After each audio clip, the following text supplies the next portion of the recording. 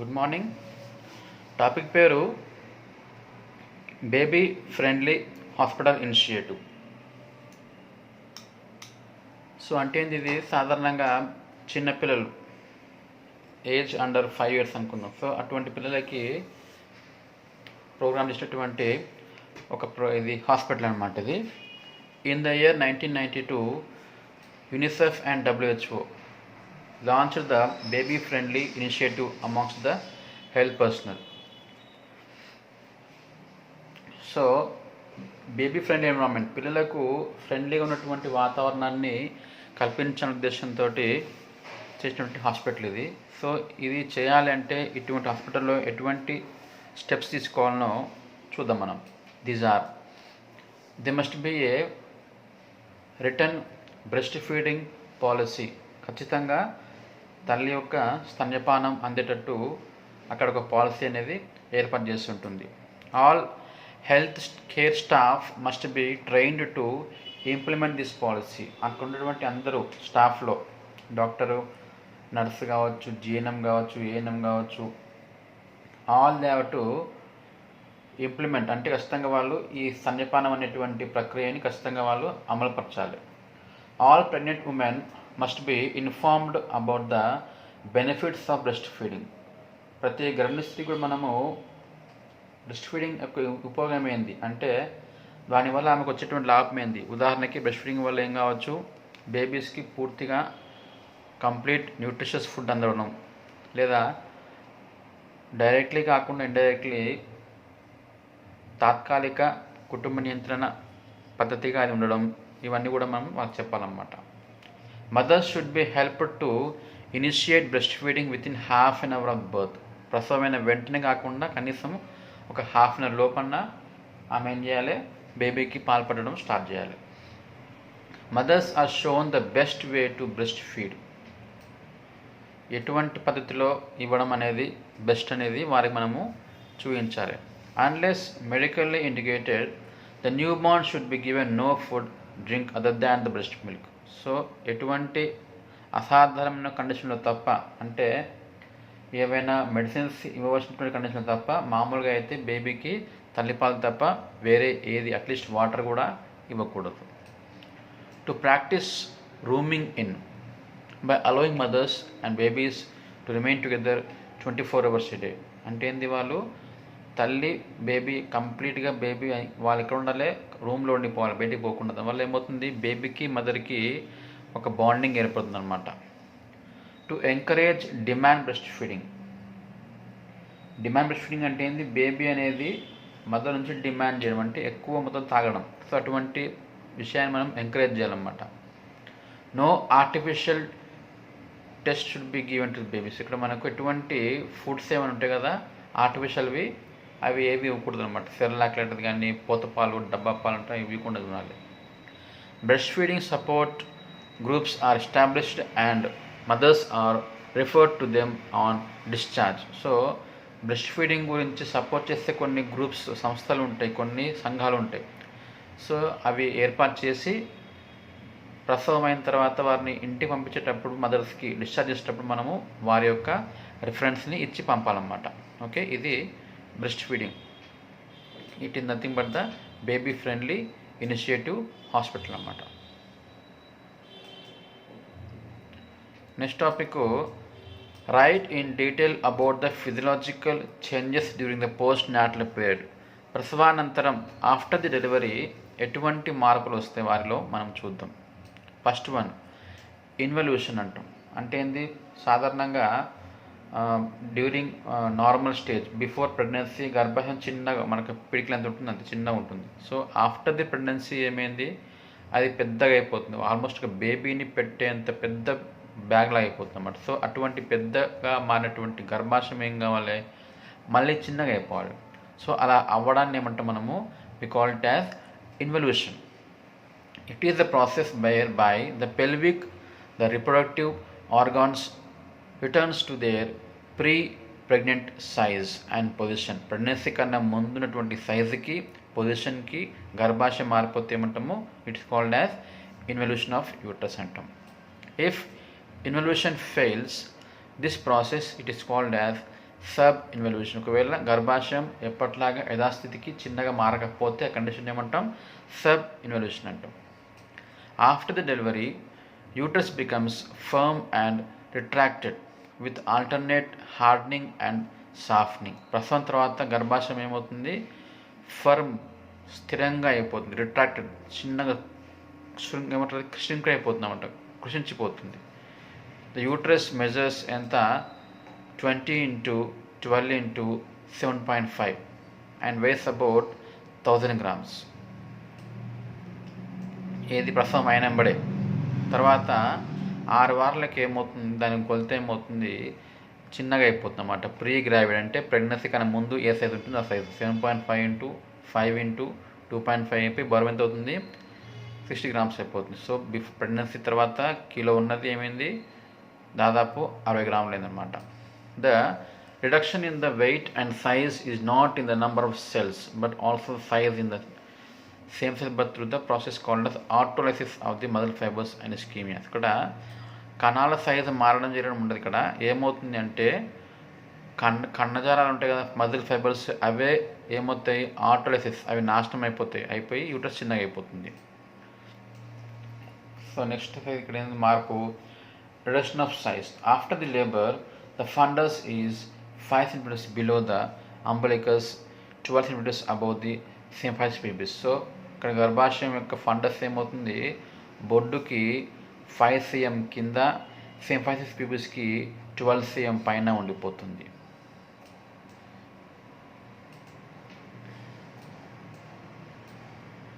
Next after 24 hours ఏమవుతుంది? బొడ్డుకి లెవెల్కి వచ్చేస్తుంది. ఆ తర్వాత ఒక వారం తర్వాత ఏమవుతుంది? అది సింఫైసిస్ ప్యూబిస్కి 7 cm పైకి వస్తుంది. ఆఫ్టర్ 12 days ఏమవుతుంది? మనం ఫండస్ని అసలు పాల్పేట్ చేయలేము. It is not usually palpable. తర్వాత ప్లాసెంటల్ సైట్. ప్లాసెంటా, మావి ఒక ప్లేస్. It is 7.5 cm. కానీ at the end of 6 weeks ఏమవుతుంది? 1 cm చిన్న అయిపోతుంది అనమాట. గర్భాశయంలో అతుకున్నటువంటి ప్లాసెంటా యొక్క ప్లేస్ ముందు ఎంత ఉంటుంది? 7.5 cm అంత వెడల్పు ఉంటుంది. ఆఫ్టర్ 6 వారాలు ఏమైంది? చిన్నగా 1.5 cm అయిపోతుంది అనమాట. Consistency of uterus. The strong frequent myometrical contractions and blood flow to uterus cause it to become hard. గర్భాశయంలో బలమైనటువంటి కాంట్రాక్షన్స్ వల్ల ఏమవుతుంది? దాంతోపాటు బ్లడ్ ఫ్లో వల్ల ఏమవుతుంది? గర్భాశయము హార్డ్ అయిపోతుంది. ఇట్స్ కన్సిస్టెన్సీ అంటే దాన్ని ముట్టుకుంటే ఎలా ఉంటుంది అని అర్థం.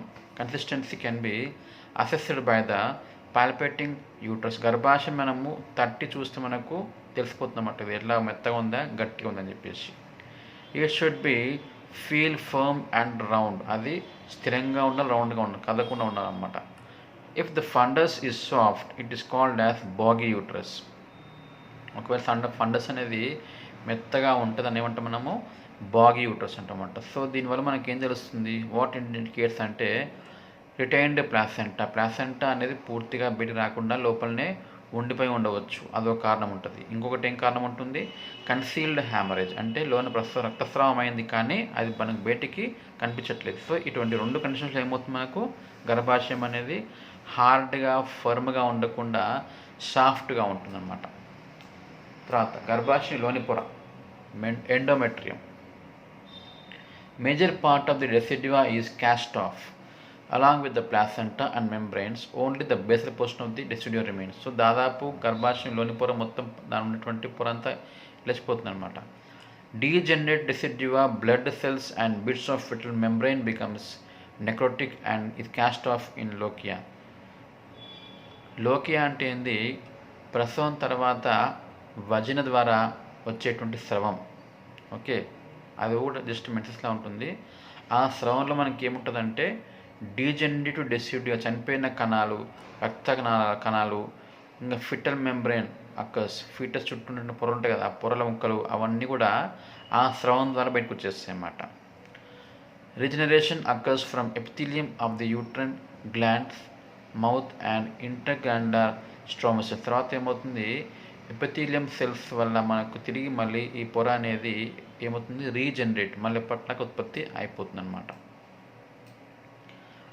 Clinical assessment of involution. So అది గర్భాశయం మళ్ళీ యథాస్థానికి వచ్చిందా రాలేదని మనము ఎలా అంచనా వేయాలి అంటే, rate of involution of uterus can be assessed by taking fundal height in relation to symphysis pubis with the measuring tape. So measuring tape తీసుకొని మీరు ఏం చేయండి, గర్భాశయం యొక్క ఫండస్ యొక్క హైట్ని మనము చూడాలన్నమాట. ఎక్కడ నుంచి? సింఫైసిస్ ప్యూబిస్ నుంచి. The measurement to be taken at the fixed time. ప్రతిరోజు కూడా ఒక పర్టికులర్ టైంలోనే చూడడం చేయాలన్నమాట. Bowel and bladder must be emptied before assessment. మనము అసెస్మెంట్ చేసే ముందు, ఎగ్జామిన్ చేసే ముందు ఖచ్చితంగా మూత్రాశయం మరియు మలాశయం, రక్తం కూడా మొత్తం క్లీన్ అయిపోవాలన్నమాట. Following the delivery the fundus lies about 13.5 cm above the symphysis pubis and height gradually decreases 1.25 cm per day. By the end of 11th week, uterus becomes pelvic organ. ఇక్కడ ఏంటి అంటే, ప్రసవం అయిన వెంటనే ఫండస్ ఎక్కడ ఉంటుంది అంటే సింఫైసిస్ ప్యూబిస్కి 13.5 cm పైన ఉంటుంది. తర్వాత మీరు ప్రతిరోజు కొలిస్తే ఏమవుతుంది, పర్ డే ఒక రోజుకి 1.25 cm కిందికి వస్తుంది అన్నమాట. అట్లా 11th వీక్ గల్లా ఏమవుతుంది, అది కనిపించకుండా కంప్లీట్ లోడ్కి వెళ్ళిపోతుంది అనమాట. సర్విక్స్ కంఠభాగం అంటాం కదా, గర్భాశయ కంఠభాగం. By the first postmortem day cervix has admitted 2 fingers and by the end of the first week admits tip of the finger. So cervix మనకి పీవీ చేస్తే, పర్ వజైనా ఎగ్జామినేషన్ చేస్తే 2 fingers లోనికి వెళ్తాయి. కానీ ఆఫ్టర్ 1 week ఏమైంది, అది ఒకటే ఫింగర్ లోనికి పోతుంది అనమాట. ఓకే, ఇది ఒక మార్పు. Vaginal canal. After delivery canal appears smooth and swollen, gradually becomes smaller and firm. So మళ్ళీ ఇక్కడ మీకు వజైన ఫస్ట్ స్టార్టింగ్లో ఎలా ఉంటుంది, ప్రసవమైనాక స్మూత్గా ఉండి మెత్తగా ఉండి వాపు ఉబ్బి ఉంటుంది. మెల్లమెల్లగా అది చిన్నగా అయిపోయి గట్టిగా అయిపోతుంది అనమాట. దీంట్లో హైమన్ పొర ఉంటుంది, కన్నెపొరటం, అది మొత్తం చిరిగిపోయి ఉంటుంది అనమాట. Perineum. Scar can be seen in the episiotomy case. ఒకవేళ మనం ఎపిసియోటమీ చేస్తే, ఎపిసియోటమీ అంటే ఏంది, అదొక చిన్న ఆపరేషన్ అన్నమాట. వజైన దారిని పెద్ద చేయడానికి సీజర్స్ తోటి కట్ చేస్తారనమాట. అటువంటి ఎపిసోడ్ చేసి ఉంటే కనుక దాని తాలూకు స్కార్, మచ్చలు అనేవి కనిపించే అవకాశం ఉంటుంది.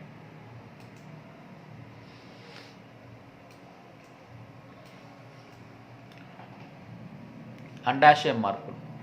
The ovaries are inactive during the last 2 trimesters of pregnancy because drop in the placental hormone level and gradually resume the pre-pregnancy cycles. ఇక్కడ చివరి 2 ట్రైమిస్టర్స్ అంటే ఆఫ్టర్ 3 months అయినాక 4th నుంచి 9th వరకు ఏమైంది, అవి ఇన్యాక్టివ్, ఏం పనిచేయవు. ఎందుకంటే వాటి యొక్క ప్లాసెంటల్ హార్మోన్స్ ఏమైనాయి, తగ్గిపోయినాయి కాబట్టి.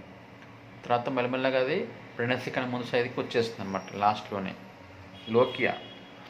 It is the vaginal discharge for the first fortnight during the puerperium. మొదటి 15 రోజుల్లో వచ్చేటువంటి స్రవం ఉంటుంది కదా గర్భాశయంలో, దాన్ని ఏమంటాం మనం, లోకియా అంటాం.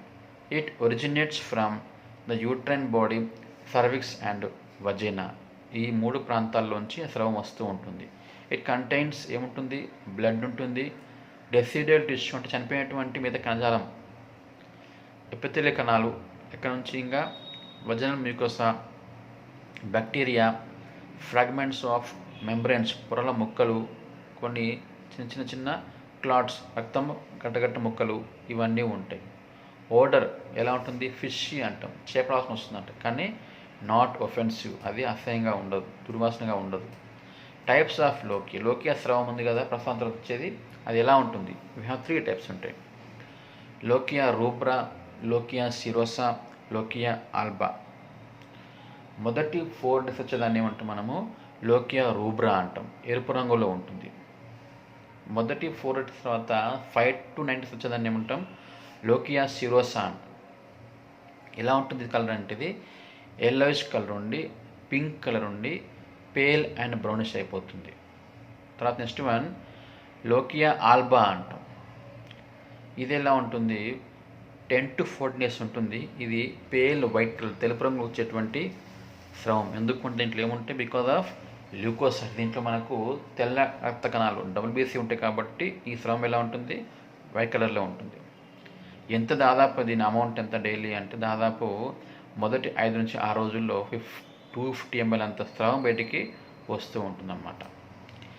క్లినికల్ ఇంపార్టెన్స్, దీని ఇంపార్టెన్స్ ఏంది అంటే ఓడర్, స్మెల్, ఒకవేళ ఒఫెన్సివ్ దుర్వాసన అంటే అర్థమైంది, ఇండికేట్స్ ఇన్ఫెక్షన్. ఇంకోటి ఒకవేళ దీని యొక్క పరిమాణం తక్కువ ఉంది లేదా పూర్తిగా లేదు, స్కాంటీ తక్కువ, ఆబ్సెంట్ లేదు, తక్కువ ఉండడం లేదా పూర్తిగా లేకపోవడం అంటే అది కూడా ఇన్ఫెక్షన్ కారణం కావచ్చు. కలర్ ఎప్పుడు ఎలా ఉంటుంది, ఒకవేళ అది పర్సిస్టెంట్ రెడ్, అది ఎప్పుడు ఎరుపు రంగులో ఉంది. ఇందా మనం అనుకున్నాం మనం ఏమని అంటే మొదటి 4 రోజులు ఉంటేనే రెడ్, తర్వాత మిగతా రోజులు ఎల్లో అవుతుంది, పింక్ అవుతుంది, లాస్ట్లో వైట్ అవుతుంది. అలా కాకుండా కంప్లీట్గా రెడ్డే ఉంది అనుకుందాం. దాని అర్థమైంది ఆమెకి అది ఏమైంది అక్కడ సబ్ ఇన్వల్యూషన్ అయినట్టు. అంటే ఏంది, గర్భాశయం తిరిగి యథాస్థానానికి చిన్నగా అనేది రాకుండా ఉండిపోయి ఉండవచ్చు అనమాట. ఇట్లా మనము దాని వాసనను బట్టి, కలర్ని బట్టి, దాని యొక్క పరిమాణం బట్టి ఇన్ఫెక్షన్ ఉందా లేదా మనము అంచనాకి రావచ్చు. నెక్స్ట్ బ్రెస్ట్లో ఏ మార్పు వస్తుంది. For the first few days both breastfeeding and non-feeding breast of the woman secrete colostrum, a creamy yellow precursor to milk, but breast remains soft and not tender. ప్రసవం అయిన కొన్ని రోజుల పాటు ఏమవుతుంది, స్తన్యపానం అయినా కాకుండా అంటే బిడ్డకు పాలు ఇచ్చిన ఇవ్వకుండా కూడా ఆ బ్రెస్ట్ నుంచి ఏమవుతుంది, కొలెస్ట్రమ్ అనేటువంటి స్రవం, దాన్ని మనము ముర్రు పాలు అంటాం అన్నమాట. మామూలుగా మీరు జున్ను అంటుంది అటువంటి పాలు, సో అవి వస్తూ ఉంటాయి. ఆఫ్టర్ 3 days ఏమవుతుంది, ప్రొలాక్టిన్ లెవెల్స్ పెరిగిపోవడం వల్ల బ్రెస్ట్ అనేది ఫర్మ్, గట్టిగా అయిపోయి టెండర్, నొప్పితో కూడి ఉండి మొదటిసారి ఏమవుతుంది, పాలు ఉత్పత్తి రావడం స్టార్ట్ అవుతుంది అన్నమాట. ఇది బ్రెస్ట్లో మార్పు. Next one, physiological changes in the other systems. వేరే యొక్క వ్యవస్థల్లో ఉన్నటువంటి మార్పులు ఏం చూద్దాం. Pulse, few hours after delivery, the pulse rate is likely to raised. Pulse rate పెరిగిపోతుంది, తర్వాత మన నార్మల్ అయిపోతుంది. టెంపరేచర్ ఏమవుతుంది, ఆఫ్టర్ 24 hours లోపు ఏమవుతుంది 99.0 Fahrenheit ఉంటుంది. ఆఫ్టర్ డెలివరీ అది కొంచెం 0.5 పెరిగిపోతుంది. మళ్ళీ అది 12 hours ఏమవుతుంది, నార్మల్ అయిపోతుంది. మళ్ళీ థర్డ్ డే ఏమైంది, బ్రెస్ట్ ఎంగాజ్మెంట్లో వల్ల, బ్రెస్ట్లో గట్టిపడడం వల్ల ఏమవుతుంది, టెంపరేచర్ మళ్ళీ కొద్దిగా పెరిగే అవకాశం ఉంటుంది. తర్వాత మూత్రాశయంలో ఏమవుతుంది, the bladder wall becomes oedematous and hyperaemic. మూత్రాశయం గోడలు వాపుతో ఉండి ఎర్రగా ఉంటాయి, బ్లడ్ సప్లై ఎక్కువ అవుతుంది అనమాట. The bladder may be over distended without any desire to pass urine. ఏమవుతుంది, ఇక్కడ మూత్రాశయంలో మూత్రం ఎక్కువ నిండిపోతుంది కానీ మూత్రం విసర్జన చేయాలనేటువంటి కోరిక అనేది ఇక్కడ ఉండకపోవచ్చు. ఎందుకు, అది ఏదన్నా ఇన్ఫెక్షన్ అయినప్పుడు.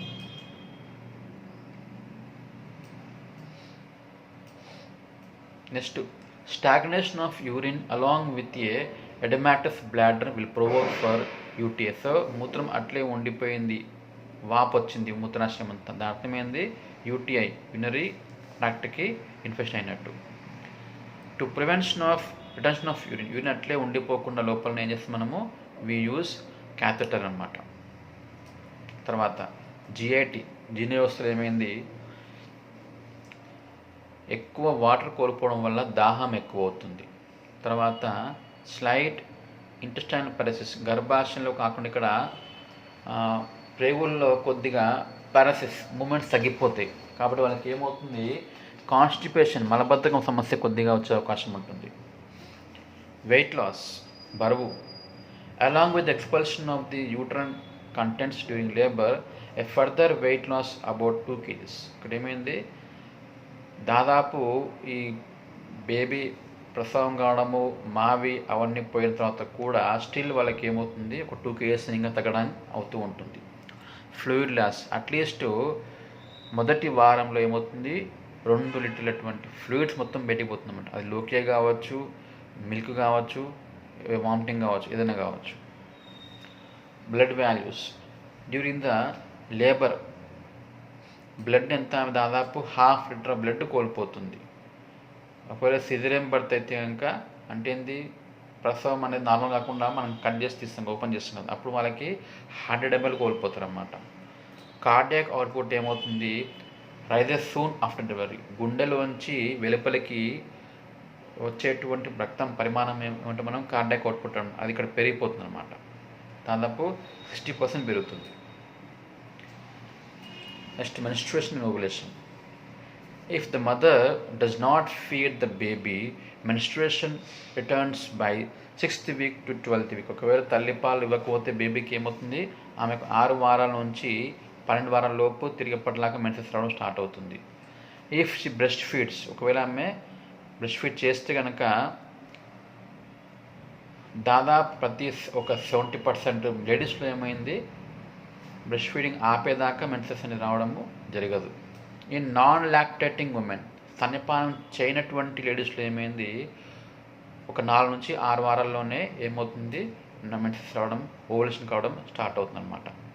ఈ లాక్టేటింగ్ మదర్స్, స్తన్యపానం ఇచ్చేటువంటి వారిలో ఏమవుతుంది, ఓవులేషన్ అనేది 5 నుంచి 6 నెలల తర్వాత అనేది సంభవించడం జరుగుతూ ఉంటుంది అన్నమాట.